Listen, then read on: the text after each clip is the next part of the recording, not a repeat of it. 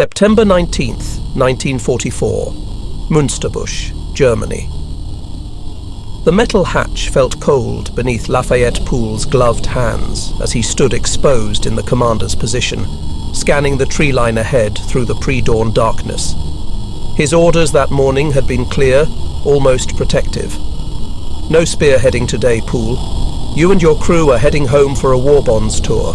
Stay on the flank. Stay safe.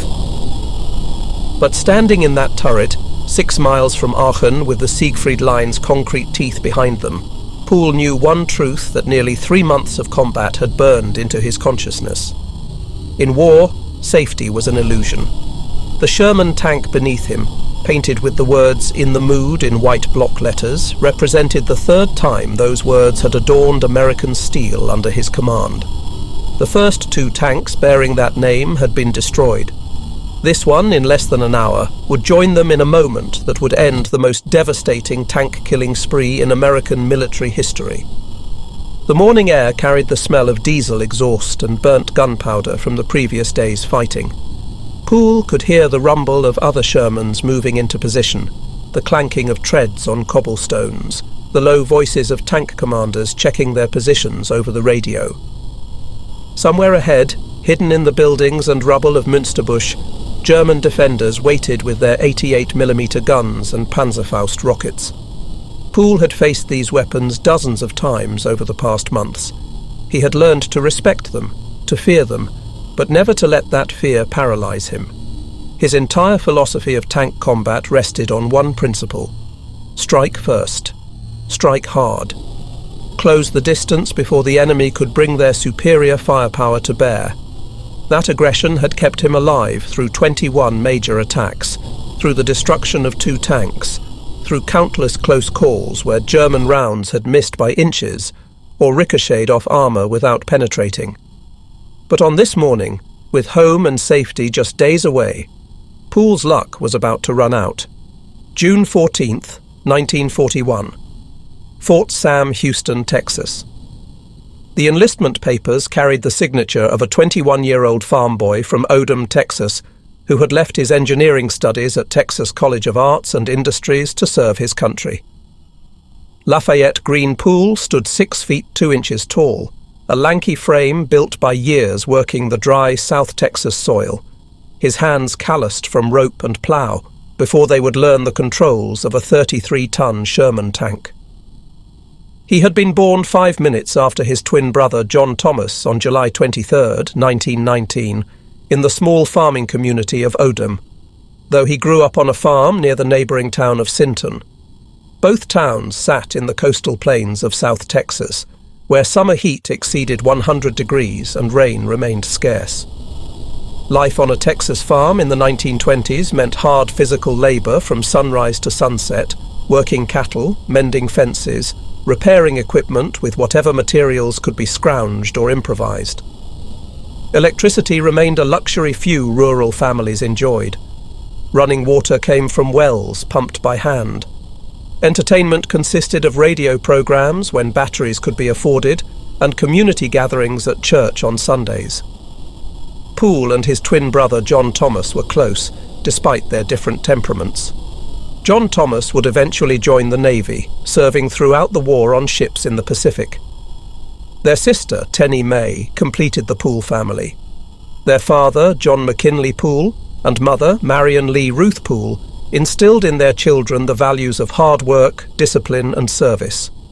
Young Lafayette, who went by the nickname Leif among family and friends, demonstrated exceptional athletic ability and academic aptitude from an early age. He attended Taft High School, graduating in 1937, where he excelled in football as a star player whose speed and competitive drive made him stand out on the field. But Pool's talents extended beyond athletics. He possessed a sharp mind and fierce determination to succeed academically. After graduating from Taft High School in 1937, Pool enrolled at Corpus Christi College Academy, an all-boys Catholic preparatory school, known for its rigorous academic standards. Pool thrived in this challenging environment, applying the same intensity he brought to football and farm work to his studies. He graduated as class valedictorian in 1938 an achievement that opened doors for his future education. Poole then enrolled at Texas College of Arts and Industries in Kingsville, now known as Texas A&M University Kingsville, majoring in engineering.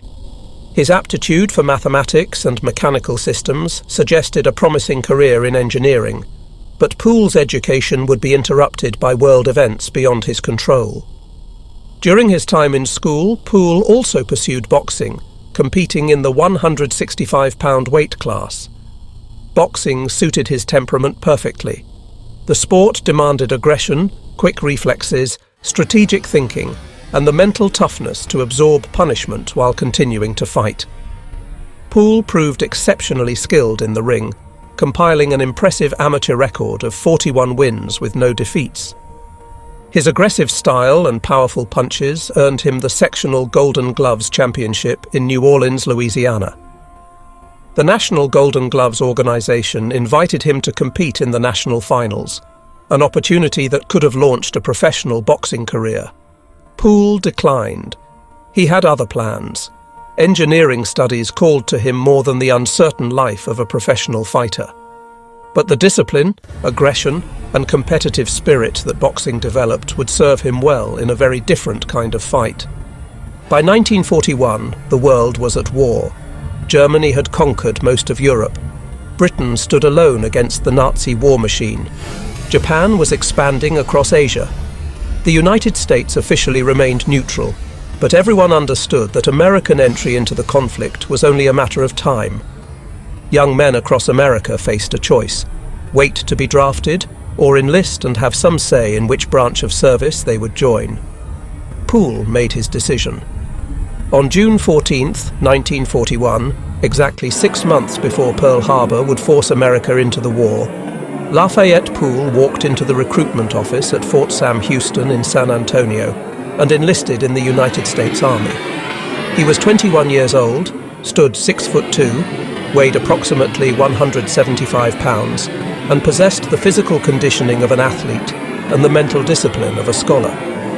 The Army would transform him into something else entirely: a tank commander who would become the deadliest in American military history. The newly forming 3rd Armored Division at Camp Beauregard, Louisiana, became Poole's introduction to mechanized warfare.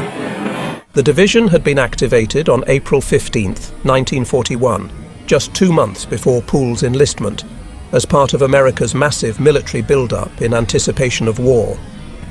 The 3rd Armored Division would earn the nickname Spearhead for its role in penetrating German defences across France and into Germany itself, always leading the advance, always pushing deeper into enemy territory than any other unit. Poole was assigned to Company d'Armes, 3rd Battalion, 32nd Armoured Regiment, where he would serve as a tank commander in the 3rd Platoon. This assignment would define his life. The 3rd Armoured Division represented America's commitment to mechanized warfare, a relatively new concept that had proven devastatingly effective in German hands during their conquest of Poland and France. The division's structure reflected lessons learned from observing German panzer operations. It combined tank battalions with armoured infantry, artillery, engineers and support units, all trained to operate together as a cohesive fighting force. The division's primary striking power came from its tank battalions, equipped initially with the M3 Lee medium tank, a stopgap design with a 75mm gun mounted in a hull sponson and a 37mm gun in a turret. The M3 Lee was obsolete before it entered service, but American tank production in 1941 could not yet deliver better designs in sufficient quantities. The M4 Sherman, which would become the standard American medium tank for the rest of the war, was just entering production when Poole joined the Army. Training at Camp Beauregard proved intense and demanding. Poole and his fellow tankers learned to operate, maintain and fight from armoured vehicles under every conceivable condition. They practiced gunnery until they could identify targets and engage them in seconds. They learned radio procedures for coordinating with other tanks, infantry and artillery. They studied German tactics and equipment, learning the capabilities and vulnerabilities of the panzers they would eventually face in combat. They conducted endless field exercises, simulating attacks, defenses, and pursuit operations. The Louisiana countryside became their classroom, its forests and swamps providing terrain that mimicked the European battlefields where they would eventually fight. Pool's natural aggression, tactical instincts, and fierce competitive drive marked him immediately as exceptional. Officers noted his intensity during training exercises, his unwillingness to accept second place in anything. During gunnery practice, Pool's tank consistently scored among the highest in the battalion. During tactical exercises, Pool demonstrated an intuitive understanding of terrain and enemy positions that exceeded what could be taught in classrooms. He studied everything about tanks, how they moved, how they fought, where their vulnerabilities lay. He learned to read terrain like a book, identifying positions that offered advantages in fields of fire, concealment, and routes of advance or withdrawal. Most importantly, Pool demonstrated leadership. The men under his command respected him, trusted him, would follow him anywhere. That trust would be earned and re-earned dozens of times in combat. Pool demanded perfection from himself and his men, pushing them through endless gunnery drills, driving practice, and tactical maneuvers. He was not cruel or arbitrary in his demands. He simply understood that in combat, the difference between a well-trained crew and a mediocre one was the difference between life and death. Every second saved in target acquisition meant firing first. Every round that hit meant one less enemy tank shooting back. Every correct radio call meant better coordination and support. Pool drilled these lessons into his crew until their actions became instinctive. Load, aim, fire, reload became a rhythm as natural as breathing. Identify target, assess range, adjust fire became second nature. The crew would need every bit of that training when they finally entered combat. When the opportunity came to receive a commission as an officer, Pool refused. Commissioned officers commanded from battalion or company level, coordinating multiple tanks and supporting units from command posts. Pool wanted to fight from a tank, to lead from the front where he could see the enemy and make split-second tactical decisions. He preferred to remain close to his crew, close to the fight. That decision would prove defining. Staff sergeants did not normally command platoons in combat, but Pool's exceptional skills and aggressive leadership would see him leading multiple tanks in attack after attack, trusted by his superiors to accomplish missions that would normally fall to lieutenants or captains. Training continued through 1942 and into 1943, expanding beyond Camp Beauregard to other locations. The 3rd Armored Division deployed to the Desert Training Center in the Mojave Desert of California and Arizona, where the vast open spaces and harsh conditions provided excellent preparation for potential combat in North Africa. The desert maneuvers tested men and machines under extreme heat, choking dust and terrain that offered no concealment. Tank commanders learned to navigate by dead reckoning across featureless wastes. Crews learned to maintain their vehicles under conditions that caused metal to expand, seals to fail, and systems to overheat. The lessons learned in the desert would prove valuable, though the 3rd Armored Division would fight in Europe rather than Africa. After desert training, the division moved to Indiantown Gap, Pennsylvania, for final preparation before deployment overseas. The rolling hills and forests of Pennsylvania more closely resembled European terrain than either Louisiana swamps or California deserts. Here, the division practiced the combined arms tactics that would prove decisive in France and Germany. Tanks advanced with infantry support, protected by artillery fire, with engineers ready to breach obstacles and clear minefields. Radio discipline improved, maintenance procedures were refined, weak points in organization and tactics were identified and corrected. By late 1943, the 3rd Armored Division was as ready for combat as training could make it. During these years of training, Pool experienced important events in his personal life. He married Evelyn Wright while on leave in December 1942. A brief moment of normalcy and happiness before he would depart for the war that would define his generation. Evelyn would wait for him throughout the war, writing letters that sustained Poole through the darkest moments of combat, raising a family that would eventually include 8 children, 4 sons and 4 daughters. The marriage would last until Poole's death nearly 50 years later, a testament to the strength of the bond they formed during those brief moments together before Poole departed for England. In September 1943, Poole and the 32nd Armoured Regiment boarded troopships in New York Harbour, crossing the Atlantic to stage in England.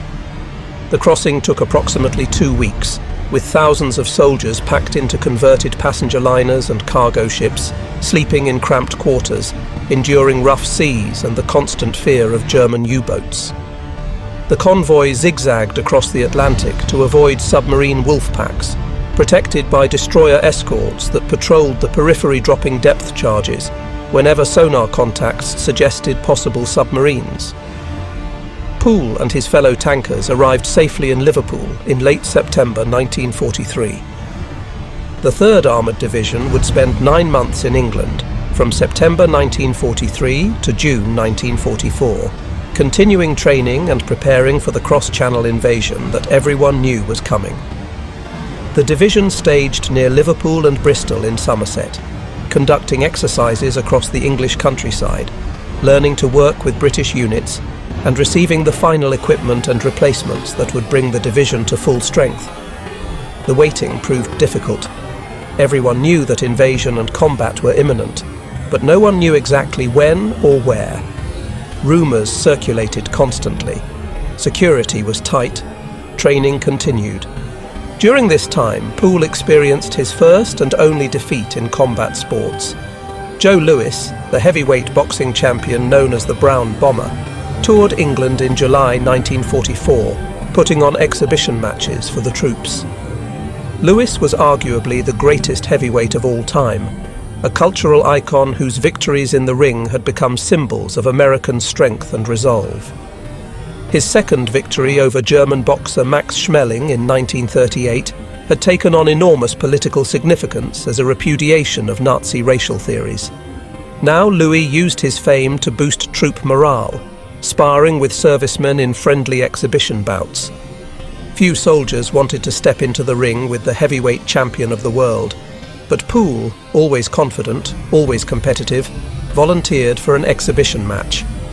The bout was scheduled for July 4th, 1944, Independence Day in Liverpool. It was meant to be a friendly exhibition, light sparring to entertain the troops. Poole had other ideas. His competitive nature and boxer's instincts took over.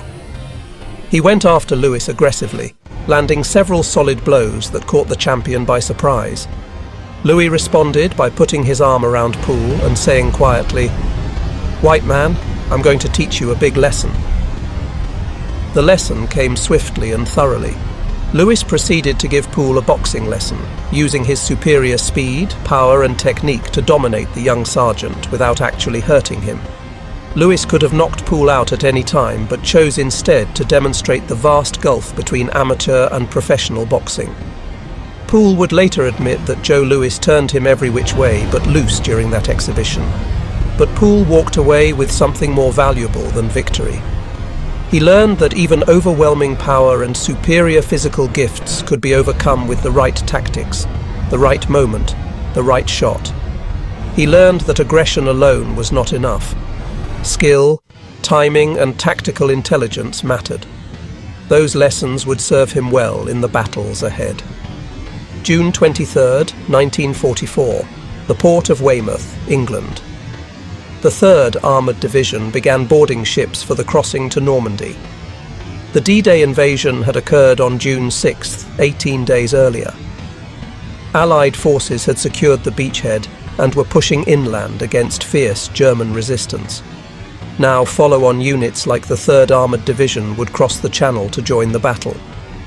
The division's tanks and vehicles had been carefully waterproofed for the amphibious landing, with protective covers and seals over every opening to keep seawater from flooding engines and compartments during the wade from landing craft to shore. The preparation was thorough, but the men remained nervous. Everyone had heard stories about the chaos of D-Day, the casualties on Omaha Beach, the desperate fighting in the hedgerows. Now it was their turn. June 24th, 1944.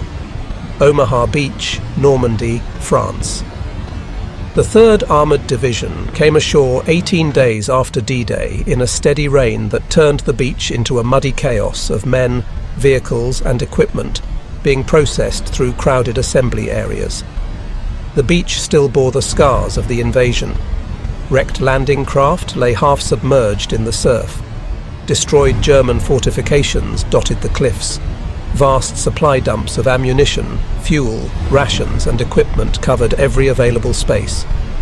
Military police directed traffic, trying to maintain order as thousands of vehicles moved inland toward assembly areas. The smell of salt water mixed with diesel exhaust, wet earth, and the lingering odour of explosives. Pool's 1st Sherman, an M4A1 with a 75mm main gun, came ashore without incident. The waterproofing held, the engine started, and the tank ground up the beach under its own power. Over the next several days, the division assembled in designated areas, removed waterproofing, test-fired weapons, performed maintenance, and prepared for combat. Pool's crew had trained together for months, developing the kind of synchronized precision that meant the difference between life and death in combat. Now they would discover whether that training was sufficient for the reality of battle.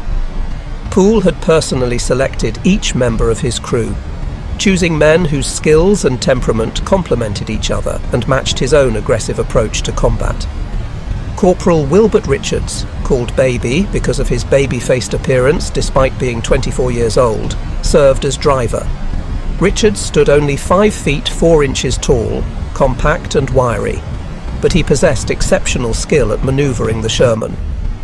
Pool bragged that Baby could parallel park the 33-ton Sherman in downtown New York rush hour traffic, an exaggeration that contained essential truth. Richards could thread the big tank through narrow village streets, reverse at speed while under fire, and position the Sherman for optimal firing angles with a precision that exceeded most drivers. Richards drove with his hatch open whenever possible, having once been trapped inside a tank when a hatch jammed during training. That experience left him with a lifelong fear of being trapped inside a burning tank, a fear that every tanker shared, but Richards felt more acutely. The open hatch gave him better visibility and a faster escape route if the tank was hit, though it also left him more vulnerable to shell fragments and small arms fire. Private First Class Bertrand Close, just 17 years old and called Schoolboy for his youth and wire-rimmed glasses, served as assistant driver and bow gunner, operating the .30 caliber Browning M 1919 machine gun mounted in the front hull. Close hailed from Portland, Oregon, and looked like a teenager because he was one, with smooth features and a slight build that made him seem younger than his years. But appearances deceived. Close was vicious with that bow machine gun, cutting down enemy infantry with precision fire. His position in the right front of the tank gave him a good field of fire forward and to the right, covering the approaches that enemy infantry would use to get close enough to attack the tank with Panzerfausts or magnetic mines. Close was also responsible for assisting with loading ammunition during intense combat, passing rounds from storage racks to the loader when speed was critical. Corporal Willis Oller, 29 years old and nicknamed Groundhog, manned the main gun. Oller came from Illinois, older than the rest of the crew, and possessed of a calm, methodical temperament that contrasted with Pool's intensity. Oller seemed to see all of France through his gun sights, his face perpetually marked by the sooty imprint of his tanker goggles. He kept his eye pressed to the sight constantly, ready to fire at any moment. The gunner's position was perhaps the most demanding in the tank. The gunner had to identify targets quickly, judge range accurately, select the correct ammunition type, aim precisely while the tank was moving, and fire at exactly the right moment.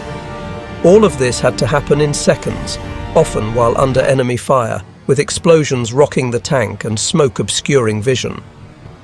Oller excelled at this demanding job. His perfectly placed shots would destroy German tank after German tank over the coming months, validating Pool's faith in his abilities. Technician 5th grade Delbert Boggs, 22 years old from Lancaster, Ohio, and called Jailbird, served as loader. The nickname derived from his background. According to crew law, Boggs had been arrested on manslaughter charges and given a choice by the court, prison or the military. Boggs chose the army, bringing with him a toughness and street wisdom that served him well in combat.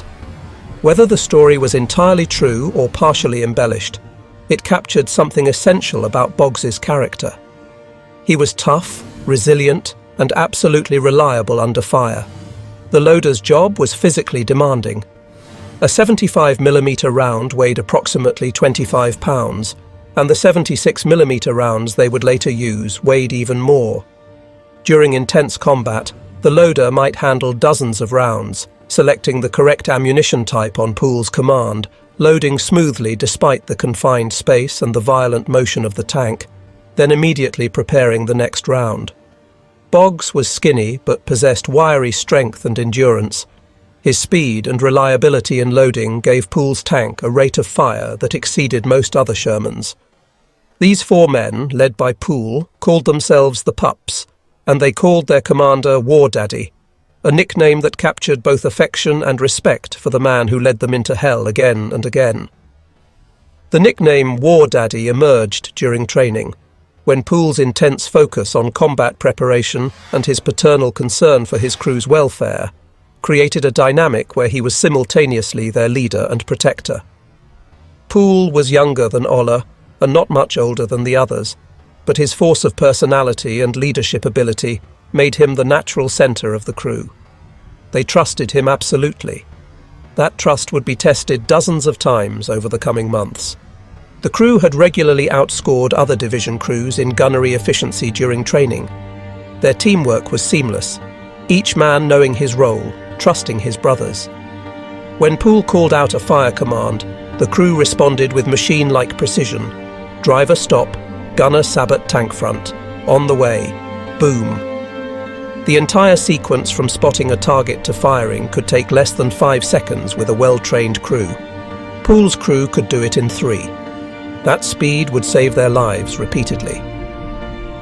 Pool's tactical philosophy was simple and brutal, refined through years of training and study of German armoured tactics. Shoot first, shoot to kill, always go forward, never retreat. He believed in closing with the enemy, in getting to ranges where the Sherman's advantages in manoeuvrability, rate of fire, and crew training could overcome the German advantages in armour and firepower. German tanks like the Panther and Tiger possessed superior guns and thicker armour, capable of destroying a Sherman at ranges where the Sherman could not penetrate their frontal armour. The solution was to never fight at long range. Pool closed the distance aggressively, manoeuvring to get flank shots where even a Panther's armour could be penetrated, overwhelming German crews with rapid, accurate fire before they could bring their superior firepower to bear effectively. Pool was claustrophobic, preferring to ride exposed in the turret or on top of the tank rather than buttoned up inside. This was both a weakness and a strength. The weakness was obvious. Exposed in the turret, Pool was vulnerable to shell fragments, small arms fire, and the concussion from nearby explosions. Many tank commanders were killed or wounded by fire that would not have penetrated the tank's armour if they had remained buttoned up inside. But the strength was significant. Standing in the open hatch or sitting on top of the turret, Pool had vastly better visibility than commanders who fought buttoned up, seeing through periscopes and vision slits. He could spot threats earlier, identify targets faster, and maintain better situational awareness. He saw the battlefield in 3 dimensions, rather than the narrow tunnels of vision that periscopes provided. That advantage in awareness often meant the difference between shooting first or being shot first. In tank combat, shooting first usually meant survival. Pool's battalion commander, Lieutenant Colonel Walter Richardson, was also a Texan, and the 2 men developed a relationship based on mutual respect and shared aggression. Richardson recognized Pool's exceptional abilities and gave him increasing responsibilities despite his rank as a staff sergeant. Richardson said Pool rode his tank like a bucking bronco, always exposed, always vulnerable, always leading from the front.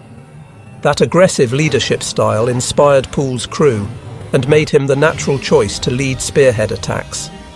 Richardson would call on Pool again and again to take the most dangerous missions, to lead attacks into the most heavily defended positions. Pool never refused, never hesitated. He simply climbed into his tank and led the way forward. Before Pool's Sherman went into combat, it needed a name.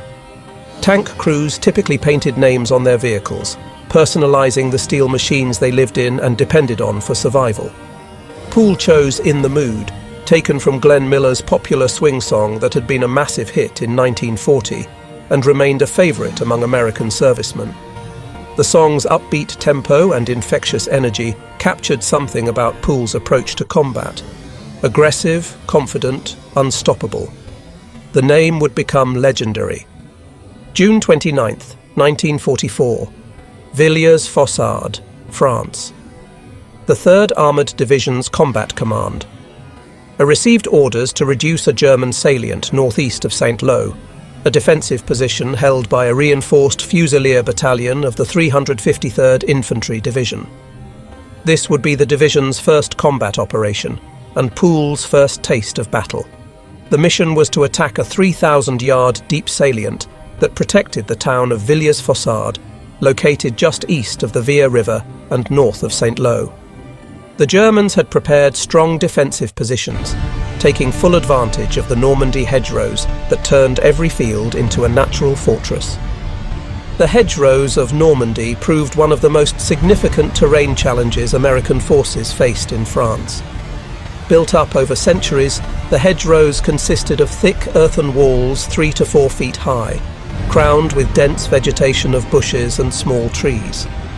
They lined every field and road, creating a maze of natural fortifications that channeled movement and provided perfect concealment for defensive positions. German infantry and anti-tank guns could hide behind hedgerows, invisible until attackers came within point-blank range. Tanks attempting to climb over hedgerows exposed their vulnerable belly armour to enemy fire. The first American attacks in Normandy had been costly disasters as units learned these lessons in blood. American engineers developed a solution. They cut large steel beams from the German beach obstacles that had been intended to stop the D-Day invasion, and welded these beams onto the fronts of Sherman tanks, creating battering rams called Rhino tanks. These modified Shermans could smash through hedgerows at speed without climbing over them, allowing tanks to maintain their armour protection while breaking through into adjacent fields. The innovation transformed the tactical situation, giving American armour the mobility needed to operate effectively in the hedgerow country. At 0900 hours on June 29th, Combat Command A launched its attack with Task Forces X and Y advancing abreast toward Villiers-Fossard. Pool's platoon moved with Task Force Y on the right flank. Artillery preparation preceded the advance, with American guns pounding German positions for 30 minutes before the tanks moved forward. The bombardment filled the air with the shriek of shells and the thunder of explosions. Then came the order to advance. Pool's Sherman moved forward with other tanks of Task Force Y, grinding through the Norman countryside toward the German positions. Visibility was limited to the next hedgerow, sometimes only 50 yards away. Radio chatter filled Pool's headset as other tank commanders reported contacts, called for artillery support, coordinated their movements. The distinctive crack of German 75mm anti-tank guns echoed across the battlefield, answered by the deeper boom of American tank guns. Black smoke from burning vehicles drifted across the fields. Pool spotted German vehicles ahead through gaps in the hedgerows. Half-track, 10 o'clock, 300 yards. He gave the fire command, and Oller sent a 75mm high-explosive round downrange. The round hit the German vehicle squarely, and it exploded in flames. Pool's crew destroyed 3 German vehicles and killed over 70 enemy soldiers during that first day of combat. The violence and chaos of armoured combat proved exactly what Pool had trained for, yet training could never fully prepare anyone for the reality.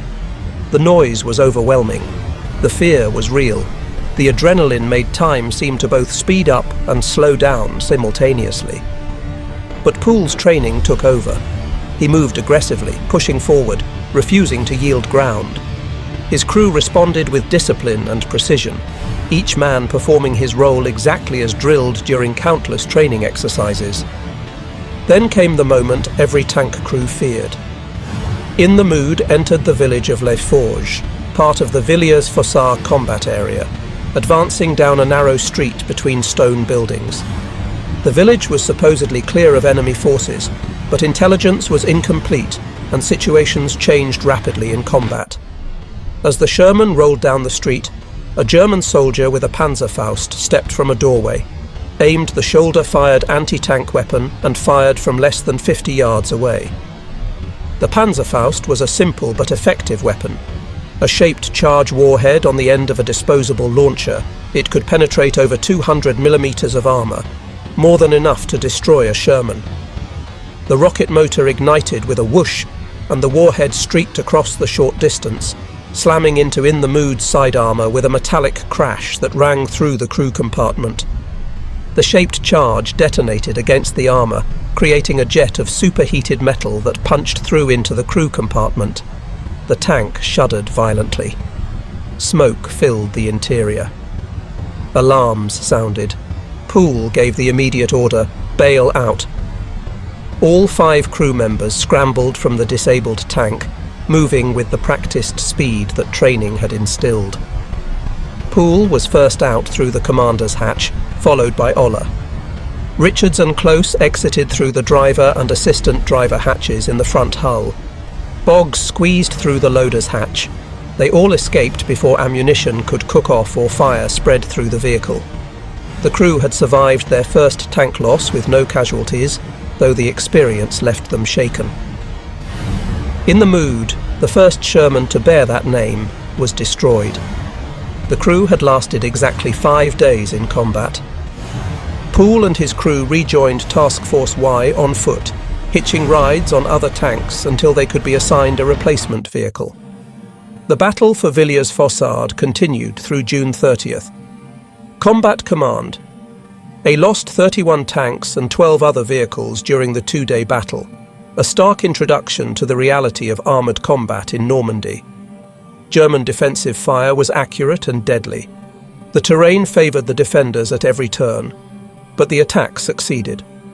American forces seized Villiers-Fossard and held it until relieved by elements of the 29th Infantry Division. The 3rd Armoured Division had passed its first test, learning valuable lessons about hedgerow fighting that would serve it well in the weeks ahead. July 1st, 1944. Somewhere in Normandy. Pool and his crew received their replacement tank, an M4A1 with the new 76mm main gun, designated M4A176W. Pool was the first tank commander in his regiment to receive this upgraded variant, a recognition of his performance during the Villiers-Fossard battle. The new tank represented a significant improvement in firepower. The W stood for wet stowage, a critical safety feature where ammunition racks were surrounded by containers filled with a mixture of water, ethylene glycol, and a rust inhibitor known as Amudamp. This wet stowage dramatically reduced the risk of catastrophic fire when the tank was penetrated. Early model Shermans had a terrible reputation for burning when hit, earning the nickname Ronson from German tankers, after the cigarette lighter that advertised lights first time, every time. The wet stowage system greatly improved crew survivability. The 76mm gun represented a quantum leap in armor penetration capability compared to the 75mm, while the 75mm M3 gun could only penetrate a Panther's frontal armor at ranges under 100 yards under ideal conditions. The 76mm M1 gun could penetrate Panther side armor at 2,000 yards, and frontal armor at ranges up to 500 yards when using armor-piercing ammunition. Against German Mark IV tanks, the most common German medium tank, the 76mm was effective at even longer ranges. The trade-off was that the 76mm fired a less effective high-explosive round than the 75mm, making it slightly less useful against infantry and soft targets. But for Pool's aggressive, close-range tank hunting tactics, the improved anti-armor capability was invaluable. Pool immediately had "In the Mood" painted on the new hull, maintaining the tradition. The crew climbed aboard their new ride, familiarizing themselves with the slightly different layout and controls. The 76mm gun was longer and heavier than the 75mm, changing the tank's balance slightly. The internal arrangement of ammunition storage differed. The crew needed to learn these differences to make the new tank their own.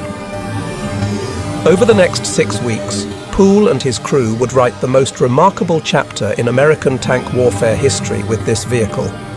The hedgerow fighting of Normandy tested every tanker's skill and nerve. The battle rhythm was brutally simple. Advance to a hedgerow. Take fire from the next hedgerow. Call for artillery support. Assault through the hedgerow under covering fire. Clear the field of enemy infantry. Advance to the next hedgerow. Repeat endlessly, day after day.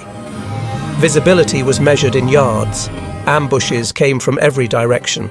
German 75mm and 88mm anti-tank guns lurked behind every stone wall and hedgerow, their long barrels carefully concealed until American tanks came within killing range. German infantry with Panzerfausts infiltrated close to American positions at night, waiting for the chance to fire their shaped charge warheads into tank sides or rear armour. The casualty rate for tank crews was staggering, but Pool's tactical instincts proved exceptional. He developed a sixth sense for reading terrain, for identifying likely enemy positions before they revealed themselves. He studied the way shadows fell, the patterns of vegetation, the sight lines from different positions. He learned to recognize the telltale signs of defensive preparation, the subtle disturbances in foliage that might conceal a gun position, the optimal firing positions that an experienced enemy would naturally choose. This ability to think like the enemy, to anticipate their actions, gave Pool a crucial edge. He spotted threats before they spotted him. He engaged first, usually destroying enemy positions before they could return effective fire. On one occasion, advancing at dusk near the town of Herman, Pool was about to order his driver to halt for the night, when a shape materialized in the darkness 50 feet ahead. A German 40mm anti-aircraft gun emplacement, its crew unaware of the Sherman's presence. The Germans were settling in for the night, moving around their position without the discipline of men expecting immediate contact. Pool recognized instantly that he had seconds to act before the German crew spotted his tank. Without warning, without giving away his position with orders over the radio that might be overheard, Pool simply shouted, "Gunner, fire!" The command was pure instinct, pure aggression. Oller's eye was already pressed to the sight, as it always was. His hands moved instantly to the firing controls. The 76mm gun roared, sending an armor-piercing round directly at the German position. The projectile covered the short distance in a fraction of a second, striking the 40mm gun squarely. The impact destroyed the gun and killed or wounded the crew instantly. The entire engagement, from Pool spotting the target to the round impacting, took perhaps 3 seconds. That instant reaction, the product of hundreds of hours of training and growing combat experience, typified the crew's efficiency. They had achieved the ideal state for combat soldiers, where training becomes instinct and decisions happen faster than conscious thought.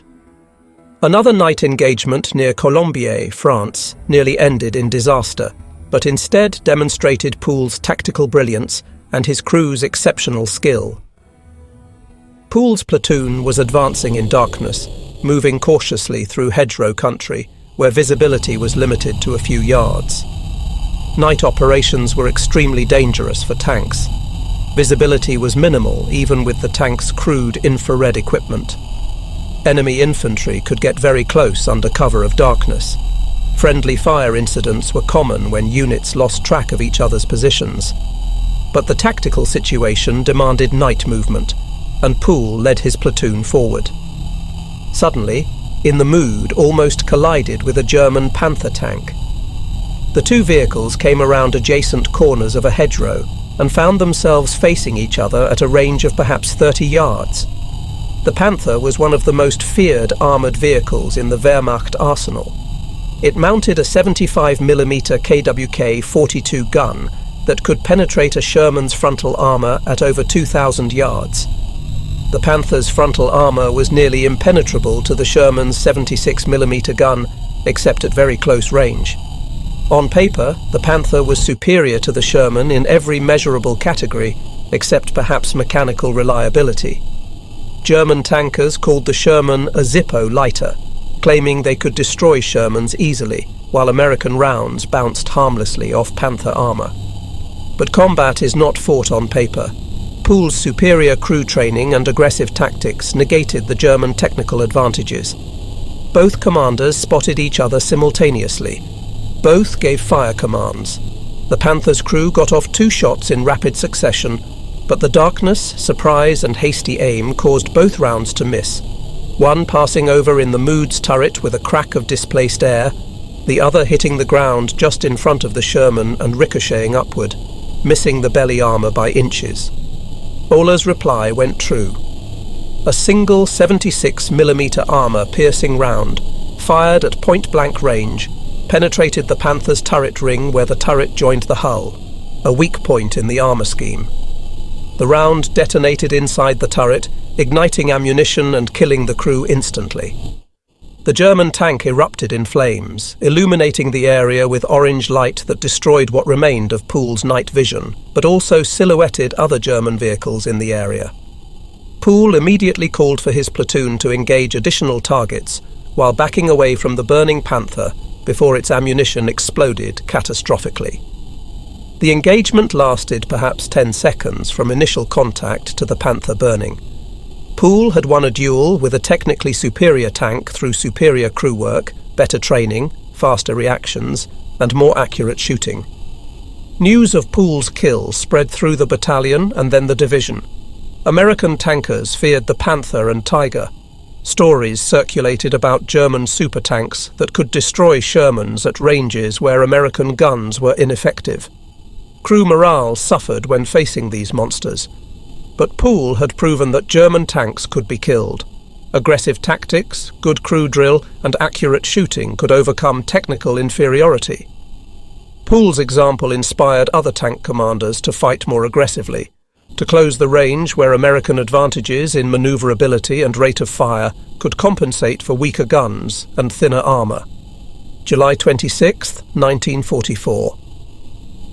Operation Cobra began with one of the most concentrated bombing campaigns in military history.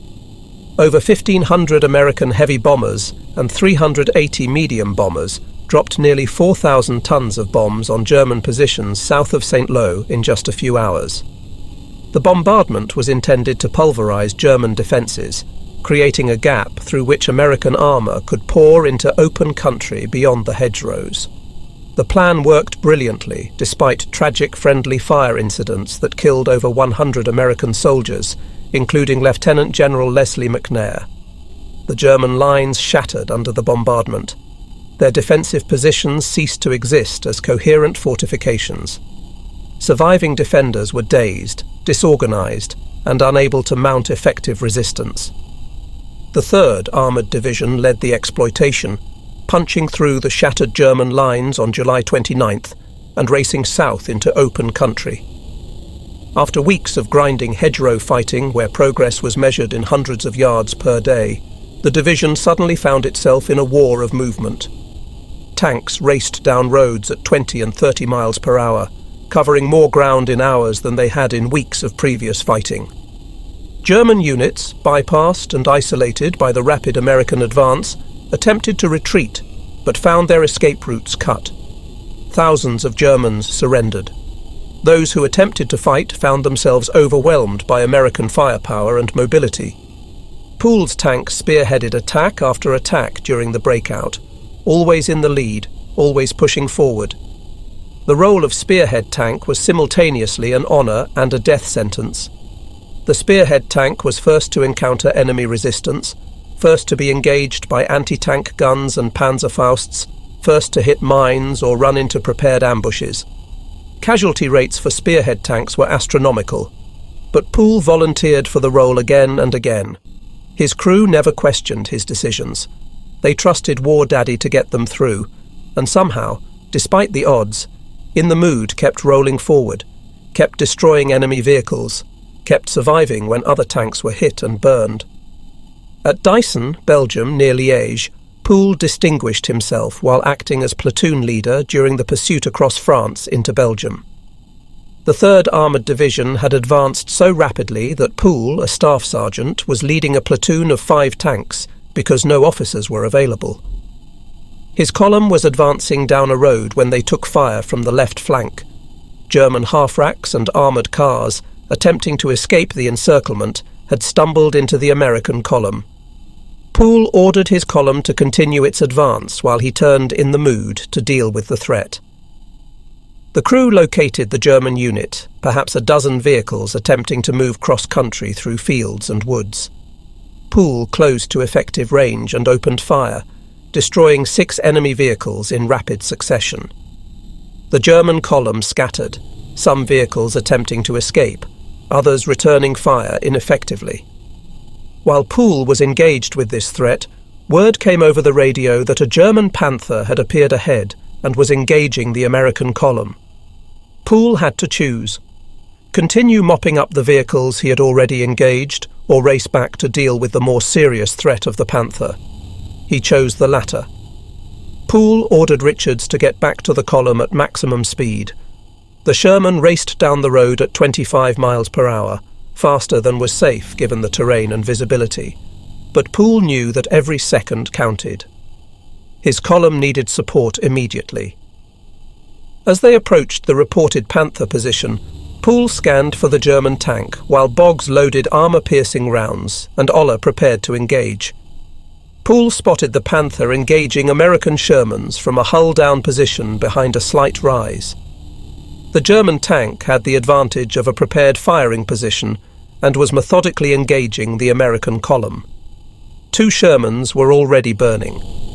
Poole could see crew members from one tank bailing out through flames and smoke. The Panther's attention was focused forward on the American column it was engaging. The German commander had not yet spotted Poole's tank approaching from the flank. Poole immediately recognized the opportunity. Never interrupt an enemy when he is making a mistake, Napoleon had advised. The Panther commander was fixated on his targets to the front, presenting his side armour to Poole's approach. Poole gave the fire command. Gunner Sabot Panther left flank. Oller traversed the turret smoothly, putting the crosshairs of his sight on the Panther's side armour just below the turret ring. On the way. The 76mm gun fired, the round covering the distance in less than a second. The armour-piercing projectile struck the Panther's side armour and penetrated cleanly, detonating inside the crew compartment. The German tank shuddered, smoke poured from its hatches, and moments later flames appeared. The crew attempted to bail out, but the internal explosion had killed or stunned them.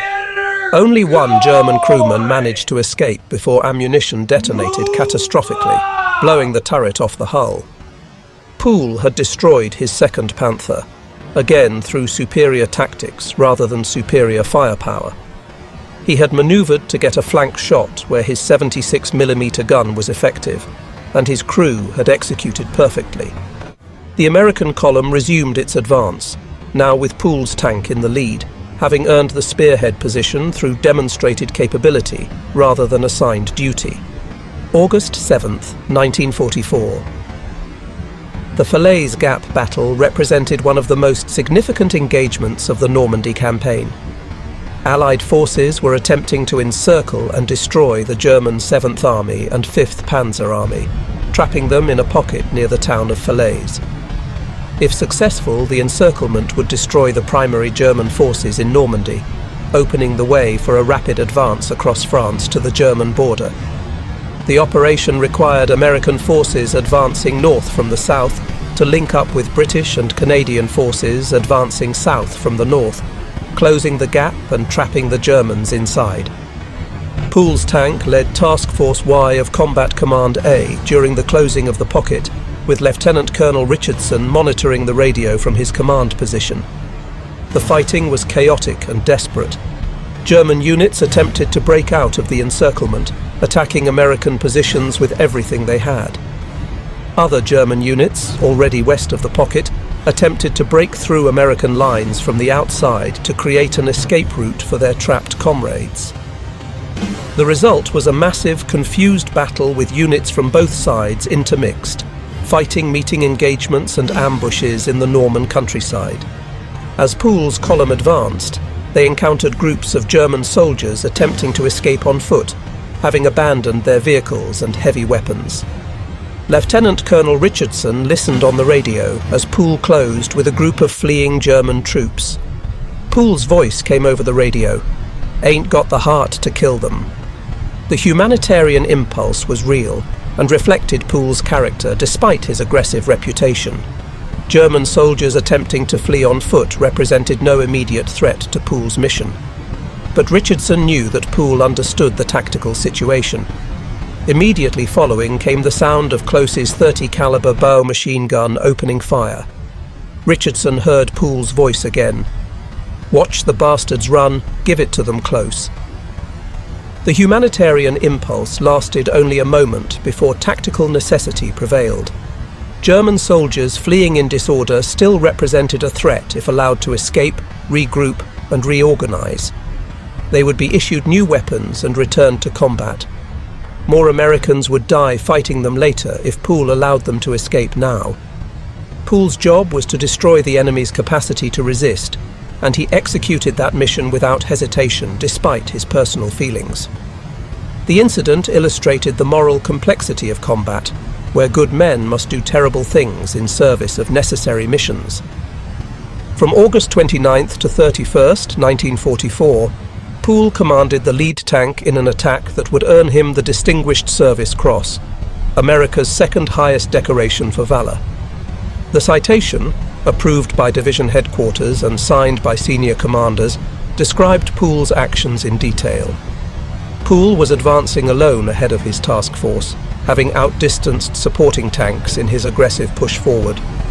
Enemy contact was expected, but Poole's exact location and the enemy dispositions were unclear in the fluid combat situation.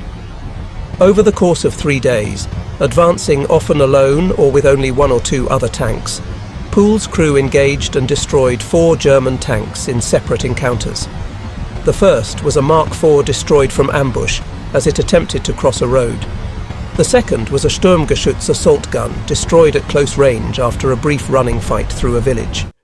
The third and fourth were Panthers destroyed in a single engagement where Poole's tank came under fire from both vehicles simultaneously and destroyed both through superior shooting and crew discipline. In addition to the tanks, Poole's crew destroyed 3 anti-tank guns that had been positioned to ambush American armour, approximately 50 unarmoured vehicles including half-tracks, trucks and cars, and killed or wounded an overwhelming number of enemy personnel. The citation noted that Poole's unflinching courage and inspired leadership in the face of devastating hostile fire permitted the rapid advance of his task force with minimum casualties. His extraordinary heroism, personal bravery, and zealous devotion to duty exemplified the highest traditions of the military forces. The award citation understated the danger of what Poole had accomplished. Advancing alone or with minimal support, Poole had deliberately placed himself in the most dangerous position to draw enemy fire and identify enemy positions. Every anti-tank gun he destroyed had gotten off at least one shot at his tank before he killed it. Every German tank he engaged was theoretically capable of destroying his Sherman before he could destroy it. Poole survived through a combination of skill, aggression, crew training, and extraordinary luck. The Distinguished Service Cross recognized his actions, though many who witnessed them believed he deserved the Medal of Honor.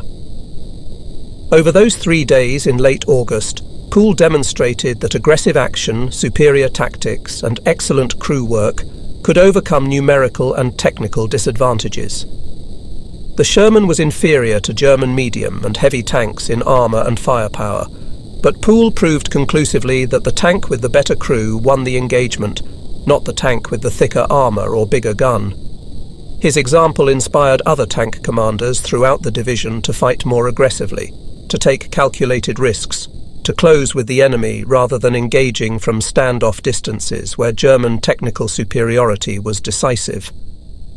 August 17th, 1944. Fromental, France. Combat Command A was clearing remaining German forces from the village during the exploitation across France. The war had become a pursuit, with German forces retreating toward Germany's borders and American armour racing to catch and destroy them before they could establish new defensive lines. Poole's tank was leading the attack into Fromental when disaster struck from an unexpected direction. American P-38 Lightning fighter bombers appeared overhead, hunting for German armour. The P-38 was a distinctive aircraft with twin engines and a central crew nacelle, easily recognisable and usually a welcome sight for American ground forces. The P-38s provided close air support, attacked German convoys, and helped American units by spotting enemy positions and calling in artillery. But on this day, the P-38 pilots made a fatal mistake. From the air at several thousand feet, all tanks looked similar. The distinctive profiles that allowed ground observers to identify friend from foe were much harder to distinguish from above. The P-38 pilots saw tanks advancing through a French village and assumed they were German. The lead pilot called out the target and began his attack run, followed by his wingman. The P-38s carried rockets, devastating weapons effective against armour when fired from diving attacks. Poole saw the aircraft diving toward his position and immediately recognised the danger. He grabbed the radio handset, calling frantically to identify his unit as friendly American forces. But the P-38s were already committed to their attack. The first aircraft fired a salvo of rockets. The projectiles streaked down toward In the Mood, trailing smoke. Poole had no time to react, no way to evade. The rockets impacted around and on the Sherman with devastating effect. One rocket struck the turret, another hit the engine compartment, and explosions erupted across the tank. Poole gave the immediate order to abandon the vehicle. The crew bailed out with practiced efficiency, scrambling from hatches as fire and smoke engulfed the Sherman. All 5 men escaped, though several suffered minor injuries from the explosions and the desperate exit from the burning tank. They ran clear of the vehicle seconds before ammunition began cooking off, sending flames and secondary explosions shooting skyward. In the Mood, the second Sherman to bear that name, was destroyed. Not by German forces, but by friendly fire from their own air support. The incident devastated Poole and his crew. They had survived nearly 2 months of intense combat against German forces, had destroyed dozens of enemy vehicles, had fought their way across France, only to lose their tank to American aircraft. The P-38 pilots, upon learning of their mistake, were reportedly distraught. Friendly fire incidents were one of the tragic realities of modern warfare, where fast-moving operations and split-second decisions sometimes led to catastrophic errors. But understanding the cause did nothing to lessen the impact on Poole's crew. For the second time in less than 2 months, Poole and his crew found themselves without a tank. They had survived 2 complete losses of their vehicle, first to a German Panzerfaust, now to American rockets.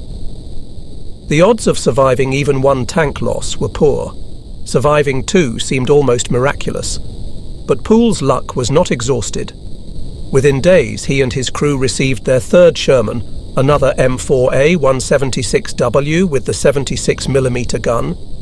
Once again, Poole had In the Mood painted on the hull. The tradition continued. The name had become synonymous with Poole's tank, recognised throughout the 3rd Armoured Division as belonging to the crew that led every attack, that destroyed more enemy vehicles than any other crew, that seemed to bear a charmed life despite constant exposure to danger. The 3rd In the Mood would carry Poole and his crew through another month of combat, through the advance to the German border, through the penetration of the Siegfried Line, to the final battle that would end Poole's war. September 1944. The 3rd Armoured Division advanced rapidly across France and into Belgium, pursuing German forces that were attempting to retreat to the Siegfried Line, Germany's defensive fortifications along its western border. The Siegfried Line, known to the Germans as the West Wall, consisted of bunkers, tank obstacles, and minefields stretching for hundreds of miles. Built in the 1930s as a defensive line against France, the fortifications had been neglected during Germany's years of offensive victories. Now, with Allied forces approaching German soil, the Wehrmacht was desperately trying to man the Siegfried Line and prepare it to delay the Allied advance. The race to reach the Siegfried Line before German forces could fully occupy and prepare its defences became a critical objective. If Allied forces could penetrate the line while German defences were still disorganised, they might be able to push into Germany itself before winter halted operations. But if the Germans successfully manned the Siegfried Line with sufficient forces, the Allies would face months of costly fighting to breach the fortifications. Pool's tank continued to lead attacks during this pursuit phase. His crew's tally of destroyed enemy vehicles climbed steadily. By early September, Pool had personally accounted for the destruction of over 250 enemy vehicles, including at least 12 confirmed tank kills. The exact number of German soldiers killed by Pool's crew exceeded 1,000, though the chaos of combat made precise counts impossible. Pool's crew had also captured approximately 250 German prisoners, often entire units that surrendered when faced with the aggressive American tank that seemed to appear everywhere at once. Pool's reputation had grown to legendary status within the 3rd Armoured Division. Other tank commanders studied his tactics, trying to understand how he achieved such remarkable success. Infantry units requested Pool's tank for support during difficult attacks, knowing that Wardaddy would lead the way forward regardless of enemy resistance. Division headquarters recognized Pool's value, both as a combat leader and as an inspiration to other tankers. But they also recognized that Pool's aggressive tactics and constant exposure to danger made his survival increasingly unlikely. The law of averages suggested that even the best tanker's luck would eventually run out. In mid-September, Division headquarters made a decision. Pool and his crew would be sent home to the United States for a war bonds tour. They had earned the respite. They had survived 3 tank losses, had fought in 21 major attacks, had compiled a combat record unmatched by any other American tank crew. Their story would inspire Americans at home, would help sell war bonds to fund the continued war effort, and would give these exceptional soldiers a well-deserved break from combat. The orders were cut. Pool and his crew would complete one final mission, then they would be withdrawn from the front lines and sent to the rear for processing and transport home. September 19th, 1944. Münsterbusch, Germany. The final mission began in darkness. The 3rd Armoured Division's Combat Command A was tasked with advancing toward Aachen, Germany's first major city to face Allied attack. The approach to Aachen required clearing the small towns and villages that protected the city's western approaches. Münsterbusch was one such village, located approximately 6 miles from Aachen proper, a small collection of buildings and farms that German forces had turned into a defensive strongpoint. Pool's orders for this final day were specific and protective. Do not spearhead, stay on the flank. The mission was simple: provide support for other units conducting the main attack, but avoid the most dangerous positions. Division headquarters wanted Pool and his crew to survive this last mission before being sent home. Pool understood the orders, but his nature and 3 months of combat experience told him that no position in a tank battle was truly safe. The attack began at first light. American tanks advanced in a coordinated assault, with infantry moving alongside to clear buildings and suppress anti-tank weapons. German resistance was immediate and fierce. The approaches to Aachen were vital to German defence, and every yard would be contested. Artillery fire crashed down on both sides. Mortar rounds exploded among the advancing American forces. The distinctive crack of German 88mm guns announced the presence of anti-tank weapons, and Shermans began burning.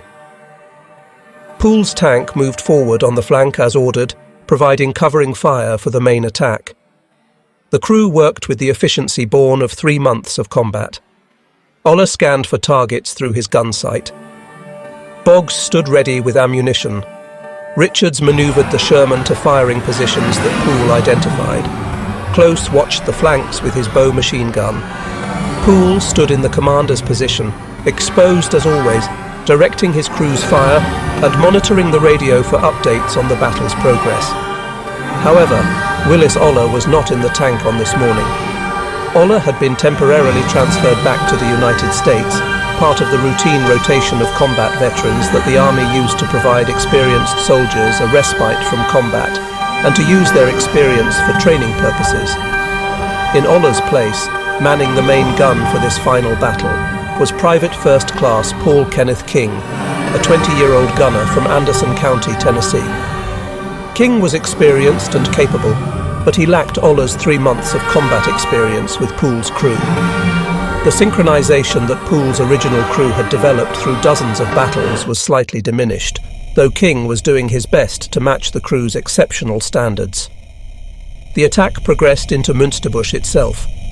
Buildings provided concealment for German defenders. Every window, every doorway, every pile of rubble could hide a Panzerfaust team or machine gun nest. The fighting became close range and brutal. Tanks fired high explosive rounds into buildings suspected of harbouring enemy forces. Infantry cleared houses room by room. German soldiers fought back desperately, knowing they were defending German soil now, not occupied territory. Poole's tank reached a street intersection in Münsterbusch. The position offered good fields of fire down multiple streets, allowing Poole to support the main attack while maintaining a relatively protected position. For a brief moment, the situation seemed under control. American forces were advancing. German resistance, while fierce, was being overcome. Poole might actually survive this final mission and make it home. Then disaster struck with the sudden violence that characterized tank combat. A German Panther tank, concealed in a protected position that offered excellent fields of fire, opened up on the American armor. The Panther's commander had positioned his tank carefully, waiting for American Shermans to enter his killing zone. He had identified Poole's tank as a priority target, perhaps recognizing the in-the-mood markings, perhaps simply choosing the nearest American tank, perhaps following the tactical principle of engaging the most dangerous enemy first. The Panther's 75mm KWK-42 gun fired twice in rapid succession. Both rounds were aimed with deadly precision at In the Mood. The first armor-piercing round struck the Sherman's turret, penetrating the armor and exploding inside the crew compartment. The second round hit almost simultaneously, striking the hull and causing catastrophic damage to the tank's internal systems. The explosions inside the turret killed Private First Class Paul Kenneth King instantly. The young gunner from Tennessee, filling in for Oller on what was supposed to be a safer mission, died in the flash of superheated metal and explosive force. He never had a chance to react, never knew what hit him. Poole, standing in the commander's position, was struck by shrapnel and blast effects from the penetrating rounds. Metal fragments tore into his right leg, causing massive trauma. The concussion from the explosions inside the confined turret space stunned him. But some instinct, some survival reflex developed through months of combat, drove him to give the order to bail out. The surviving crew members scrambled from the dying tank. Richards and Close exited through their hull hatches, Richards overcoming his fear of being trapped to escape through the driver's position. Boggs squeezed through the loader's hatch despite injuries from the explosions. Poole attempted to climb out through the commander's hatch, but his shattered right leg would not support his weight. He struggled, fighting against shock and pain and the knowledge that the tank might explode at any moment. Then the Sherman, already catastrophically damaged, tipped forward into a large shell crater. The forward motion threw Poole partially out of the turret, but also trapped him against the hatch rim. His crew, already clear of the tank, turned back despite the danger to help their commander. They pulled Poole free from the hatch and dragged him away from In the Mood as ammunition began cooking off inside the hull. They had perhaps seconds to spare. Poole was conscious but in shock from his injuries. His right leg was mangled beyond repair, shattered by shrapnel and blast effects. Blood loss was severe. The crew called for medics while providing what first aid they could with the limited supplies available in combat. Medics arrived within minutes, stabilizing Poole and preparing him for evacuation to the rear. The crew watched as their commander was loaded onto a jeep and driven away toward a field hospital. They had survived 3 tank losses together, had fought through 83 days of continuous combat, had destroyed 258 enemy vehicles, and killed over 1,000 German soldiers. But Paul Kenneth King was dead, and Wardaddy's war was over. Poole was evacuated through the medical system, moving from a field hospital to a base hospital, and eventually to a hospital in the United States. The damage to his right leg was too severe to repair. Surgeons amputated the leg 8 inches above the knee, removing the shattered bone and torn tissue in an operation that saved Poole's life, but ended his career as a tank commander. The recovery was long and painful. Poole endured multiple surgeries, fought through infections, learned to walk again with a prosthetic leg. But he was alive. The final statistics of Poole's combat service were unprecedented in American military history. In 83 days of combat from June 29th to September 19th, 1944, Poole and his crew destroyed 258 enemy armoured vehicles, including 12 confirmed tank kills. They killed or wounded over 1,000 German soldiers. They captured approximately 250 prisoners. They led 21 major attacks, always spearheading, always in the most dangerous position. Poole survived 3 complete losses of his tank, first to a Panzerfaust, then to friendly fire, finally to a German Panther. His crew survived with him through the first 2 losses, but Paul Kenneth King paid the ultimate price in the final battle. Poole was awarded the Distinguished Service Cross for his actions from August 29th to 31st, 1944. He received the Legion of Merit for his exceptional service throughout the campaign. The Silver Star was awarded for specific acts of valour. The Purple Heart recognised his wounds. The Belgian Fourragère honoured his contributions to the liberation of Belgium. Years later, in recognition of his entire military career, France would award Poole the Legion of Honour with the grade of Chevalier. Poole was twice nominated for the Medal of Honour, America's highest military decoration. The first nomination's paperwork was reportedly lost in the chaotic final months of the war in Europe. The second nomination was reviewed by the Army Recommendation Board, but ultimately rejected. The official rationale stated that tanks were crew-served weapons, and therefore individual heroism in tank combat did not merit the Medal of Honour. This reasoning reflected an infantry-centric mentality in the Army's awards system that failed to recognise the reality of armoured combat, where the tank commander's decisions, leadership and tactical skill were decisive factors in success or failure. Many who served with Poole believed the rejection was a grave injustice. Poole's actions, repeated over 83 days of combat, demonstrated heroism and leadership that exceeded the standards for the Medal of Honour. But the decision stood. The statistical comparison of Poole's achievements to the broader context of World War II armoured warfare demonstrates just how exceptional his combat record was. The United States produced approximately 49,000 Sherman tanks during World War II, a massive production effort that provided American and Allied forces with numerical superiority over German armour.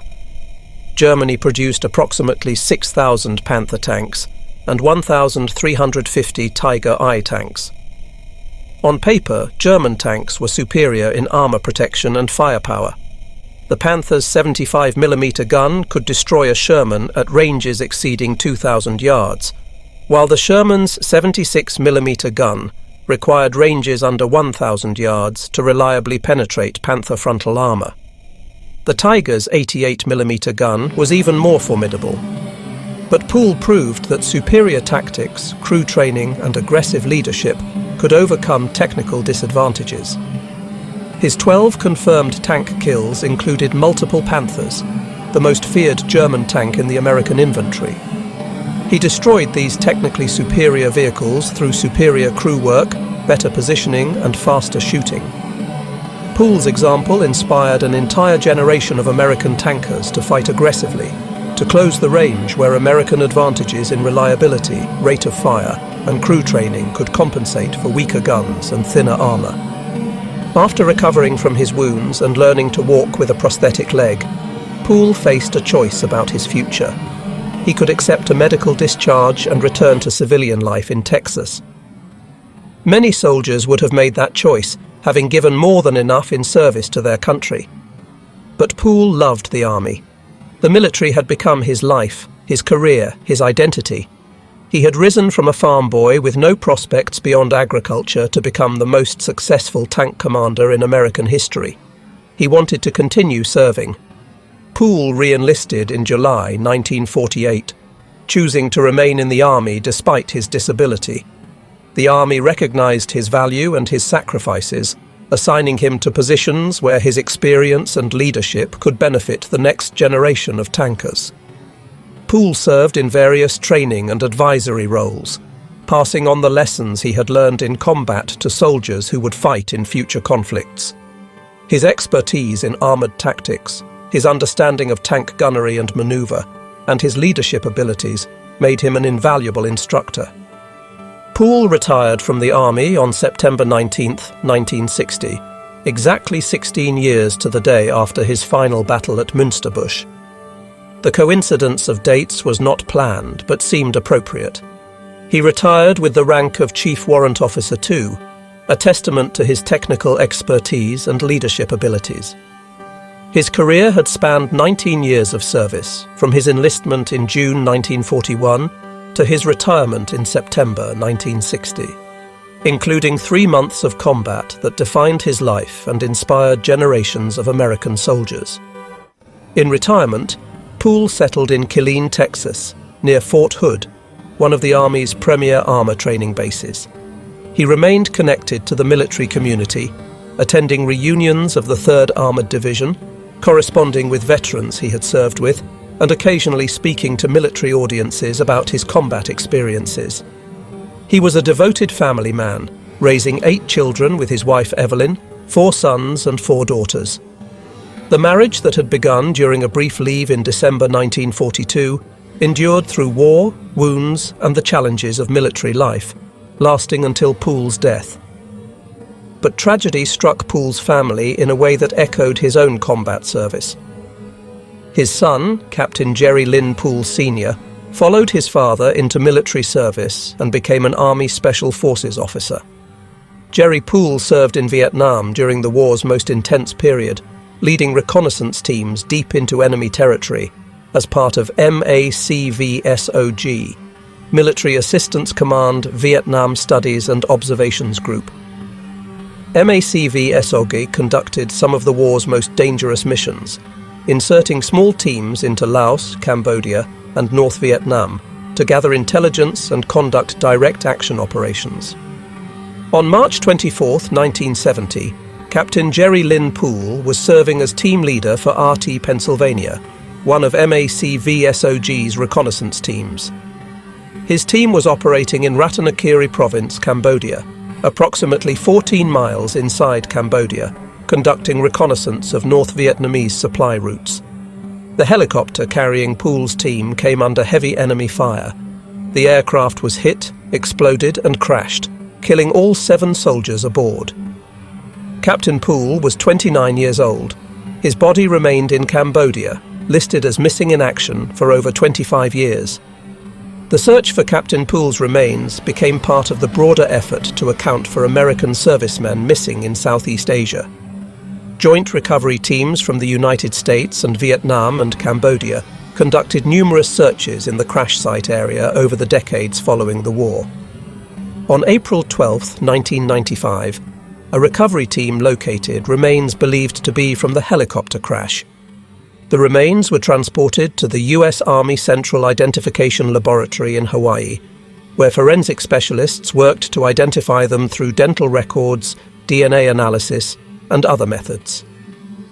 On June 20th, 2001, more than 31 years after his death, the remains were positively identified as Captain Jerry Lynn Poole Sr. He was finally coming home. Captain Poole was buried with full military honours at Arlington National Cemetery, his name inscribed on the corpse of the missing at the Honolulu Memorial until his remains were recovered and identified. For Lafayette Poole, the loss of his son to war was devastating. He understood better than most the nature of military service, the risks that soldiers accepted, the possibility of death in combat, but understanding did not lessen the pain of losing a child. Lafayette Green Pool died on May 30th, 1991, in Killeen, Texas. He was 71 years old, having lived nearly 47 years after his wounding at Münsterbusch. He was buried with military honours, recognized as one of America's greatest tank commanders. His legacy lived on in the soldiers he had trained, the tactics he had proven, and the example he had set for aggressive, effective leadership in armoured combat. In 1993, 2 years after Poole's death, Fort Knox, Kentucky, the home of Army armour training, dedicated the Tank Driver Training Simulator Hall in his honour.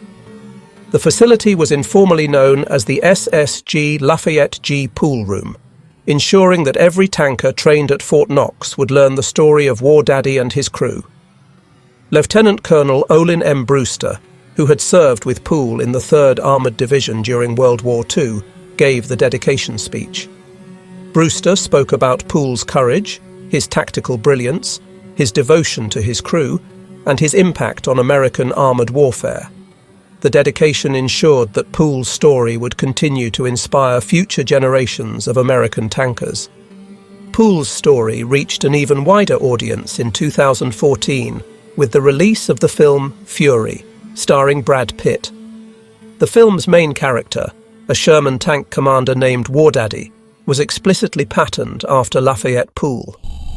The Texas State Historical Association confirmed that the character was based on Poole's combat experiences and leadership style. The film depicted the brutal reality of tank combat in World War II, the numerical and technical disadvantages American tankers faced against German armour, and the aggressive tactics that men like Poole used to overcome those disadvantages. While the film was a Hollywood production with necessary dramatic license, it introduced Poole's story to millions of people who might never have encountered it otherwise.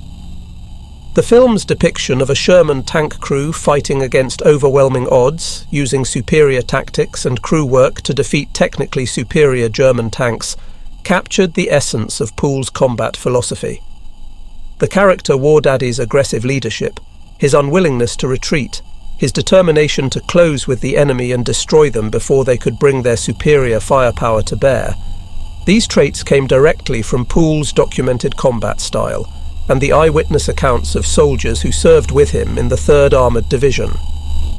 Poole's legacy extends beyond films and memorial halls. His combat record remains unmatched in American military history. No other American tank commander in World War II, Korea, Vietnam, or any subsequent conflict has approached Poole's tally of 258 enemy vehicles destroyed in just 83 days of combat. The statistical improbability of his achievements becomes clear when examined in context. The average Sherman tank in the European theatre survived approximately 11 days of combat before being knocked out or destroyed. Poole's crew survived 83 days across 3 different tanks, continuing to fight effectively after each loss. The average American tank crew destroyed between 1 and 3 enemy vehicles during their entire combat service. Poole's crew destroyed 258. The secret to Poole's success lay not in superior equipment or overwhelming force, but in the fundamental principles of armoured warfare that he understood intuitively and applied ruthlessly. Aggressive manoeuvre to close the range where German technical advantages in armour and firepower became less decisive. Superior crew training that allowed faster target acquisition, more accurate shooting, and better tactical decisions under pressure. absolute refusal to yield ground or break contact, forcing German crews to fight at close range where American advantages in rate of fire and crew coordination could be decisive. Willingness to accept risk and lead from the front, inspiring subordinates and forcing enemy forces to deal with an aggressive threat that never gave them time to establish defensive positions or use their superior weapons effectively. These principles, proven in the hedgerows of Normandy and the plains of France, became foundational doctrine for American armoured forces. The aggressive, close combat tactics that Poole pioneered influenced tank commander training throughout the Cold War and into the modern era. The emphasis on crew training, on developing the kind of synchronized precision that Poole's crew demonstrated, became central to American tank warfare doctrine. The understanding that superior tactics and training could overcome technical inferiority in equipment, proven conclusively by Poole's combat record, shaped American military thinking about armoured warfare for generations. Poole's impact extended beyond tactical doctrine to the realm of leadership and military culture. His refusal to accept a commission, choosing instead to fight from a tank rather than command from headquarters, demonstrated a commitment to leading from the front that became an ideal for military leaders at all levels. His devotion to his crew, his paternal concern for their welfare, combined with his demanding standards for their performance, created a model of leadership that balanced care for subordinates with mission accomplishment. His aggressive pursuit of the enemy, tempered by tactical intelligence and careful positioning, showed that boldness need not mean recklessness, that aggression properly applied could be the safest course in combat. The nickname Wardaddy captured something essential about Poole's leadership style. He was simultaneously the protective father figure who ensured his crew received the best training, equipment and support possible, and the aggressive warrior who led them into the most dangerous positions again and again. His crew trusted him absolutely because they knew he would never ask them to do anything he wouldn't do himself, would never send them into danger while he remained safe, would never sacrifice their lives carelessly or for meaningless objectives.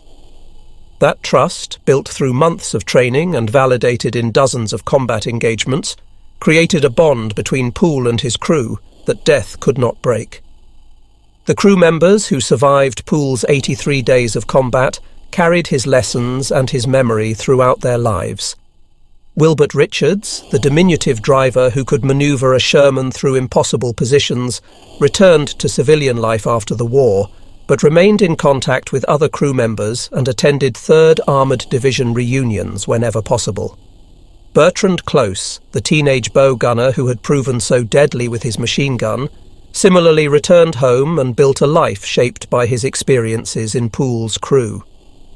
Delbert Boggs, the loader whose speed and reliability had given Poole's tank its exceptional rate of fire, carried the memory of his time as a pup throughout his post-war life. Willis Oller, who had been transferred back to the United States and thus escaped the final battle that killed Paul Kenneth King and wounded Poole, lived with the complex emotions of survivor's guilt and relief. He had been Poole's gunner for most of the 83-day combat period, had fired the shots that destroyed dozens of enemy vehicles, had been part of the most successful tank crew in American history. His temporary transfer saved his life, but meant he was not there when his crew needed him most, when his replacement Paul Kenneth King died in the turret where Oller normally served. Paul Kenneth King, the young replacement gunner from Anderson County, Tennessee, who served with Poole's crew for only one mission, became in death a symbol of the random nature of combat casualties. King was experienced, capable, had survived previous combat with other crews. He had the misfortune to be filling in for Oller on September 19, 1944, when the German Panther found its target. King's death at age 20 in Poole's tank during what was supposed to be a safe mission before Poole went home illustrated the truth that Poole had understood from the beginning. In war, safety is an illusion. The broader impact of Poole's combat service on the outcome of World War II is difficult to quantify, but significant. The 258 enemy vehicles Poole's crew destroyed represented equipment that could not be used against other American units, German soldiers who could not continue fighting. and morale effects on both sides that extended far beyond the immediate tactical situation. Every German tank pool destroyed was one less threat to American infantry advancing through French villages. Every German half-track or truck eliminated meant fewer German soldiers could be transported to defensive positions. Every anti-tank gun knocked out saved American lives. But perhaps more importantly, Pool's example inspired other American tankers to fight more aggressively, to take calculated risks, to close with German armour rather than engaging from standoff distances. The cumulative effect of thousands of American tank commanders applying Pool's principles, even imperfectly, multiplied his tactical impact across the entire European theatre. The transformation in American armoured tactics that occurred during the summer and fall of 1944, as units learned to fight more aggressively and effectively against German armour, owed something to Pool's demonstrated success. The 3rd Armoured Division's combat record reflected Pool's influence. The division spearheaded the advance from Normandy to Germany, covering more ground and destroying more enemy equipment than most other American armoured divisions. The division's aggressive tactics, its willingness to take risks and push deep into German territory, created a culture of offensive action that Pool exemplified. While many factors contributed to the division's success, the example set by its most successful tank commander certainly played a role in shaping the division's combat ethos. Pool's story also illustrates the larger narrative of American success in World War II. The United States entered the war with equipment that was in many ways inferior to German weapons. The Sherman tank was outgunned and under-armoured compared to German Panthers and Tigers. American soldiers were often less experienced than their German opponents, who had been fighting since 1939. German tactical doctrine, developed through years of combat experience, was in many ways superior to American doctrine at the beginning of the campaign. But America possessed advantages that ultimately proved decisive. Industrial capacity that could produce 49,000 Sherman tanks to Germany's 6,000 Panthers meant that American forces could replace losses that were catastrophic for German units. Training systems that emphasized crew coordination and combined arms operations meant that American units, while perhaps less individually skilled than elite German formations, fought more effectively as teams.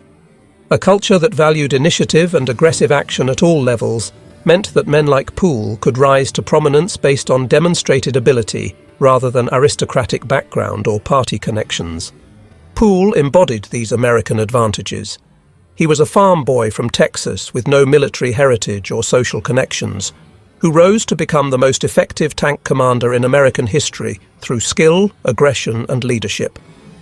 His crew, drawn from across America, represented the diversity that Nazi ideology claimed was a weakness, but that proved to be a strength. Together, they demonstrated that superior tactics, training, and determination could overcome technical inferiority in equipment. The contrast between Pool's approach to tank combat and typical German tactics illuminates different military cultures and philosophies. German armour doctrine emphasized the technical superiority of their vehicles, encouraging tank commanders to engage from long range where their superior guns and armour provided decisive advantages. German training focused on individual skill and technical proficiency. German military culture valued following orders and maintaining formation discipline. Pool's approach inverted these principles. He negated German technical advantages by closing to ranges where they became irrelevant.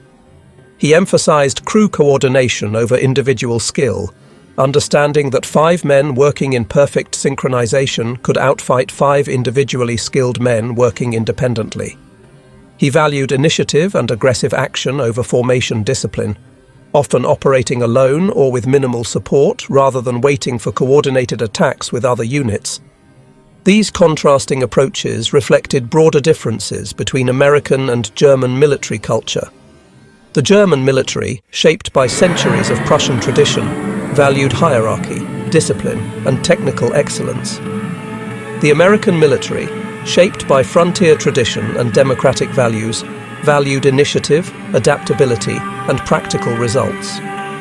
Poole succeeded because he embodied the American approach and applied it ruthlessly against an enemy shaped by different values.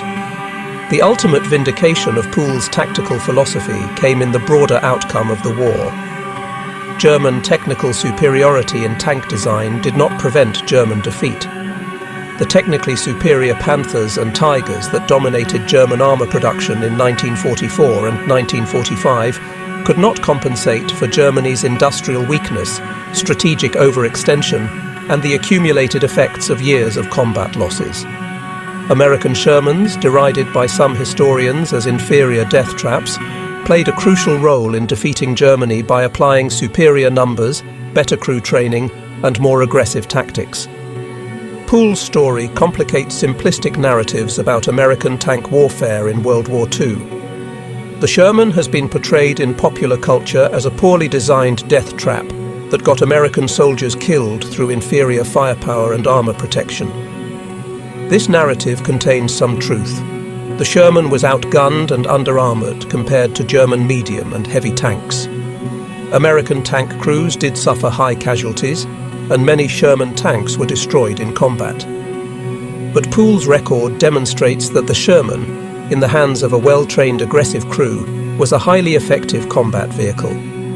Poole destroyed 258 enemy vehicles, including 12 tanks, while fighting from 3 different Shermans over 83 days.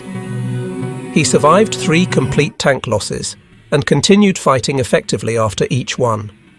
His crew's success rate far exceeded anything achieved by crews in technically superior German tanks. The lesson is clear. In armoured warfare, as in most aspects of combat, the quality of the crew matters more than the specifications of the machine. This lesson has implications beyond World War II tank combat. In every era of warfare, military establishments struggle with the balance between technical excellence in equipment and effective training of personnel. The temptation always exists to seek technological solutions to tactical problems, to believe that superior equipment can compensate for inferior training or poor tactics. Poole's record stands as a permanent refutation of that belief. The best equipment in the world, in the hands of a poorly trained or timidly led crew, will lose to inferior equipment used aggressively by well-trained soldiers. Modern armies still study Poole's combat record and extract lessons applicable to contemporary warfare. The principles Poole demonstrated remain relevant in an era of computerized fire control systems, composite armor, and guided munitions. Aggressive maneuver to close with the enemy, and fight at ranges that negate their advantages. Superior crew training that emphasizes coordination and rapid decision-making. Leadership that inspires confidence and maintains morale under the most difficult conditions. These principles transcend specific technologies and tactical situations. The Tank Driver Training Simulator Hall at Fort Knox, dedicated to Poole's memory, ensures that these lessons continue to reach new generations of American tankers. Every soldier who trains at Fort Knox learns about Lafayette Poole, about his tactics, his leadership, and his combat record. The SSG Lafayette G Poole Room serves as both memorial and classroom, a place where Poole's legacy lives on through the education of soldiers who will fight in conflicts he could never have imagined with weapons he could never have conceived. Poole's story also serves as a reminder of the human cost of war and the arbitrary nature of combat survival. Poole survived 83 days of combat, 3 tank losses, dozens of close calls where German rounds missed by inches or failed to penetrate when they should have. He destroyed hundreds of enemy vehicles and killed over 1,000 enemy soldiers. But in the end, he lost his leg to German fire and watched his replacement gunner die in what was supposed to be a safe mission before going home. The randomness of who lives and who dies in combat, the way survival often depends more on luck than skill, pervades Poole's story. Paul Kenneth King's death on September 19, 1944, while serving in Willis Oller's position as Poole's gunner, emphasizes this randomness. King was not Poole's regular crew member. He was filling in because Oller had been transferred back to the United States. King was experienced and capable, had survived previous combat. but he happened to be in Pool's tank on the day when a German Panther's aim was true. If Ola had been there, he might have died instead. Or perhaps Ola's greater experience with Pool's crew would have made some small difference in the battle that would have changed the outcome. These questions have no answers. King died, Ola lived, and both outcomes were ultimately the result of decisions made by army personnel officers who had no way of knowing the consequences of their routine administrative actions.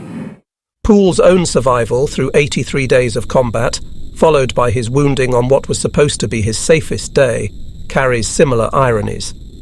He survived when he was most exposed, standing in the open turret, leading spearhead attacks, closing to point-blank range with German armour. He was wounded when he was supposed to stay on the flank, avoid danger, survive one more day before going home. The lesson, if there is one, is that in combat there are no safe positions, no ways to guarantee survival except not being there at all. Pool understood this truth from the beginning. Safety is an illusion. The only way to survive is to fight aggressively, to shoot first, to close with the enemy and destroy them before they can destroy you. This philosophy kept Pool alive for 83 days and made him the most successful American tank commander in history. It also cost him his leg and killed one of his crew members. Whether the price was worth paying depends on perspective. From a purely tactical standpoint, Pool's combat service was extraordinarily valuable to the American war effort. From a personal standpoint, Pool paid a heavy price for his success and lived with the consequences for nearly 50 years. Both truths coexist without contradiction. Pool's decision to re-enlist in 1948 and continue serving in the army despite his disability suggests he found meaning and purpose in his military service that transcended the physical and emotional costs. He had been transformed by his war experience from a Texas farm boy into a soldier, from a soldier into a tank commander, from a tank commander into a legend. The army became his identity, his career, his life's work. Returning to civilian life, to farming or engineering or some other ordinary occupation, must have seemed impossible for a man who had experienced what Pool experienced, accomplished what Pool accomplished, and survived what Pool survived. His 19 years of military service, from 1941 to 1960, spanned America's transformation from an isolationist nation with a small peacetime army to a global superpower with worldwide military commitments. Pool enlisted before Pearl Harbor, when the army was still training with wooden rifles and obsolete equipment. He retired during the Cold War, when the army was equipped with nuclear weapons and deployed across the globe. He witnessed and participated in the most significant expansion and transformation of American military power in history.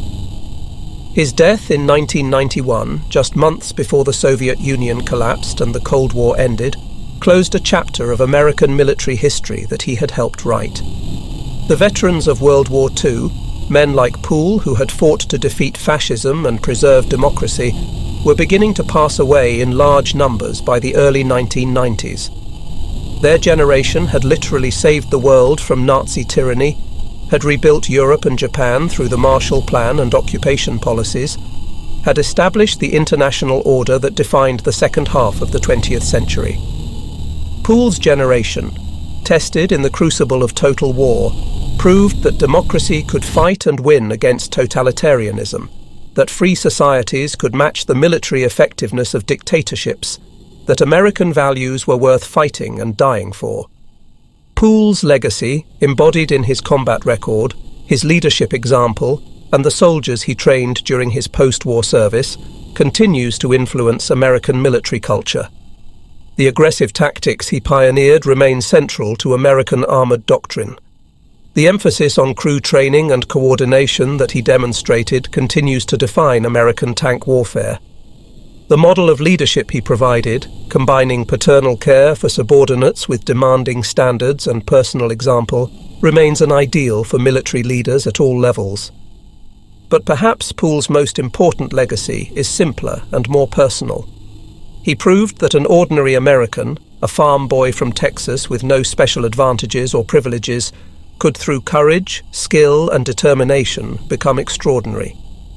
He demonstrated that leadership emerges from character and action, not birth or rank. He showed that in the ultimate test of combat, what matters is not the weapon you carry, but the courage you possess and the training you have mastered. These lessons transcend military service and speak to broader American values about individual achievement, democratic opportunity, and the potential for ordinary people to accomplish extraordinary things. Lafayette Green Pool, Wardaddy, the Texas farm boy who became America's deadliest tank commander, earned his place in military history through 83 days of combat that remain unmatched in American armored warfare. His story, preserved in military records, survivor accounts, and now in popular culture through films and memorials, continues to inspire and instruct. The lessons he taught through his example about aggressive action, superior training, and effective leadership remain relevant decades after his death. His legacy lives on in every American tanker who learns his story, studies his tactics, and strives to match his example of courage under fire and devotion to duty. In the end, Pool's story is about more than tanks and tactics, more than kill counts and combat records. It is about the transformation of a young man from a farm in South Texas into a warrior who would lead from the front, fight with unmatched aggression, and inspire generations of soldiers. It is about the bond between crew members who trusted each other with their lives and fought as one unit through months of unrelenting combat. It is about the cost of war, measured in legs lost and lives ended and families forever changed. It is about an America that could take farm boys and college students, factory workers and teachers, and forge them into the military force that defeated fascism and preserved democracy. Lafayette Pool's 258 destroyed enemy vehicles, his 12 confirmed tank kills, his 1,000 enemy soldiers killed, his 250 prisoners captured, these numbers tell part of his story.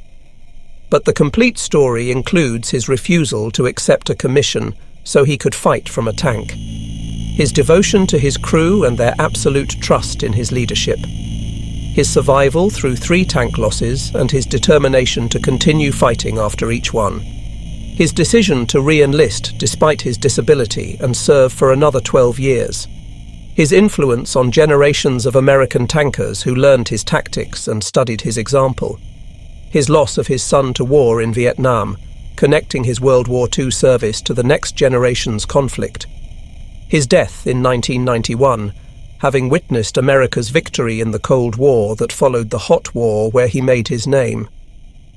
The complete story is about a life defined by service, sacrifice, and leadership.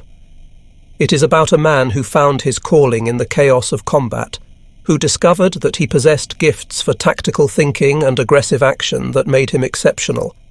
It is about the price of those gifts, paid in pain and blood, and the deaths of men who fought beside him. It is about a legacy that extends far beyond his own life, influencing military doctrine, inspiring soldiers, and demonstrating the potential of ordinary Americans to become extraordinary when tested by the ultimate challenge of combat. Lafayette Green Pool, Staff Sergeant, United States Army, Chief Warrant Officer. 2 retired, holder of the Distinguished Service Cross, Legion of Merit, Silver Star, Purple Heart, Belgian Fourragère, and French Legion of Honor, destroyer of 258 enemy vehicles in 83 days of combat, America's deadliest tank commander, Wardaddy to his crew and legend to the army he served, died May 30th, 1991 in Killeen, Texas. He was 71 years old. He left behind his wife Evelyn, 8 children, and a military legacy that will endure as long as armies study the art of armored warfare. His story, from a farm in South Texas to the battlefields of France to the Memorial Hall at Fort Knox, represents the best of American military tradition. Courage in combat, devotion to duty, leadership by example, sacrifice for country. These values, embodied in Pool's life and service, continue to inspire and instruct. Wardaddy's war may have ended on September 19, 1944, but his legacy endures.